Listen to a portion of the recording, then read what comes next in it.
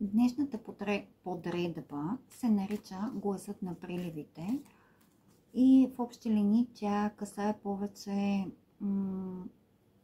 емоционалното състояние на хората. Но нека видим какво ще покажат гласовете на приливите днес. Започваме с това, което е на повърхността или какво показваме външно и си мислим, че можем да контролираме. Това, което показваме привидно е, че сме така доста отпуснати, доста ленни в това, което правим. Но истината е, че сме изправени пред проблеми, несигурност, страхуваме се от провал, чувстваме една нестабилност, която не можем да контролираме.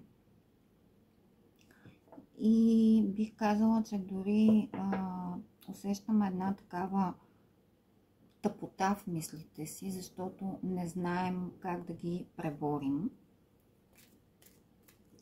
Нека видим кое е това подводно течение, което в крайна сметка са нашите дълбоки емоции и как те влияят, но ние не го осъзнаваме. Тези дълбоки емоции, които ни влияят, но не ги осъзнаваме, са надеждата, желанието да получим една нова възможност, която да осъществи нашите идеи или мечти, ако искате. Това, което също така не осъзнаваме и което ни влияе, е, че очакваме някаква помощ от някъде. Една помощ, която чисто и просто надеждата, че ще получим такава помощ, ни дава вяра, че нещата ще се подредят по правилния начин. Какъв е приливът в нашите емоции или какво нараства в нас и скоро ще поиска своята изява. Това, което нараства в нас и ще поиска своята изява, е фактът, че потискаме емоциите си. Фактът, че не си позволяваме да се Тоест, точно не си позволяваме да изразяваме емоциите си и това води до едно такова емоционално претоварване и в най-скоро време ще настъпи една промяна, защото тази празнота, която чувстваме от тези неизречени емоции, които се трупат вътре в нас, водят до един абсолютен блокаж, дори в на пръв поглед най-логичните неща и това в най-скоро време ще се изяви за всеки по различен начин. И какъв всъщност е отливът в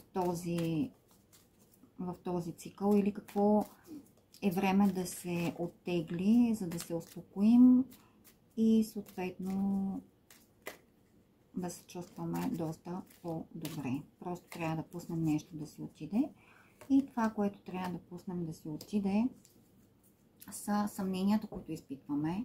Това, че сме в плен на някакви неща, които безплодно премисляме. Тук не мога да кажа конкретно на какви, тъй като за всеки един от вас ще е нещо различно. Дали ще сме в плен на някаква връзка, дали ще сме в плен на някаква ситуация, на която не можем да намерим решение към този момент. Но така или иначе, каквото и да е това, то създава много съмнения в нас, създава едни такива блокажи и не знаем как да продължим напред. Бих казала, че на моменти дори ни така оставаме като че ли в една такава ситуация, в която нямаме полезен ход.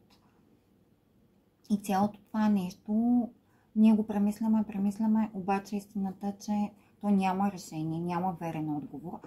Така че със сигурност тези съмнения трябва да си тръгнат, за да направят място на нещо по-добро, което да влезе в живота ни. Надявам се гласът на приливите да ви е харесал като разклад. Ако искате годишна таропрогноза или просто лично четене, можете да ми пишете на лично съобщение. И надявам се все повече от вас да се записват в коледната томбола, съм го нарекла, където ще ви подаря 2 две неща, една годишна прогноза на случайно избран човек и едно лично четене. Така че очаквам ви хубав, усмихнат и успешен ден на всички!